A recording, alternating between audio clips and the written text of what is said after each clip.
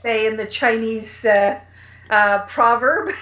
Yes, it is interesting. And that's a very good way to look at life when, when we've talked about this before, but, just bringing it up again, the concept of being neutral, whenever you can just have that, oh, this is interesting, you take away the energy of it being, negative or positive or whatever. It's just, it is interesting. And much of what's going on today, I find, is that interesting. Yeah. So it's just so much more restful when we can be at that place, it seems, where interesting is where we are, where we move back and view life from our higher perspective, from the witness point of view.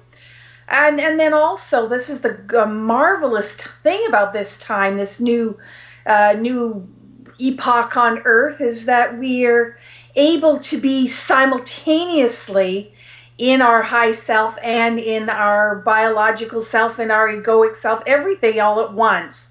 So when we get all that lined up so that the ego is supporting the soul, as I've heard it described, we can have quite a different experience than I think has been available to us really for a long time. Something, I think it was the other day, about karma being something that is kind of man-made, something we created in our ego mind to as a control mechanism, or what would you?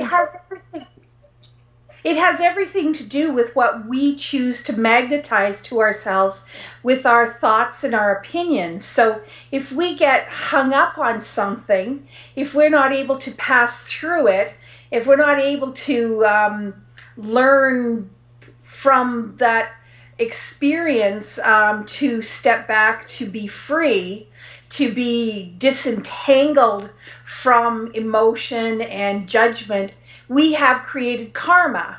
So since that emotion, it's not the emotion, it's the judgment, it's the belief that we create about something's negative or positive aspects that locks us into karma. So if we have an experience with someone, for instance, and between us we create a sense of inequality or debt or misunderstanding, then that becomes our karma. We got to work that out because it's not freedom. It's not supporting either being in that in the outcome. So that's how it's man-made. Not only do we create the karma, but it's our belief and our focusing on a certain part of it and our stuckness in a certain part. And really it comes down to our judgments. Yes. Good or bad. This is good, that's bad. That's what creates our karma, because in the whole scheme of things, we are not good or bad. Behaviors can be negative or positive, but we cannot be good or bad because we're created perfect. And we lose track of that. We've lost the understanding of that, and we tend to, that's the duality. We move into the duality and we find something to blame, shame, guilt, resent, all of those, all that stuff. We are creating an exquisite world. Until next time, take care.